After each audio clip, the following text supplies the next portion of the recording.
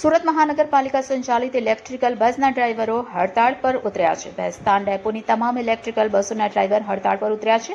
છેલ્લા 2 મહિનાથી પગાર ચૂકવવામાં આવ્યો નથી અને પગાર ચૂકવવામાં ન આવે ત્યાં સુધી હડતાળ યથાવત રહેશે તેમ વધુમાં જણાવ્યું હતું। અગાઉ પણ બસ ડ્રાઈવર દ્વારા પગારની માંગને લઈને હડતાળ પર ઉતર્યા હતા। હાલ બેસ્તાન પોલીસ પણ ઘટના સ્થળ પર પહોંચી ગઈ છે। તો શહેરના કેટલાક લોકો આ ઇલેક્ટ્રિકલ બસમાં મુસાફરી કરતા હોય છે અને દરરોજ સવારે નોકરી ધંધાએ પણ જતા હોય છે, ત્યારે શહેરની જનતાને આ હડતાળને કારણે હાલાકીનો સામનો કરવો પડી રહ્યો છે। નામ કેજો ને કઈ રીતના તમારો વિરોધ છે? મારું નામ વાજીદ હુસેન ગુલામ હુસેન મણિયાર, મેં અમદાવાદથી છે સાહેબ। અમારી એ માંગ છે કે આ 2 મહિના પહેલા બી હડતાલ થઈ હતી ને આ જ મુદ્દો હતો અમારો પગારનો। પગાર અમારો 1 થી 10 ની અંદર થઈ જવો જોઈએ। આજે 11 તારીખ, 2 મહિના પહેલા બી આ લોકોએ 15-20 તારીખ કરી નાખી, 22 તારીખ કરી નાખી હતી।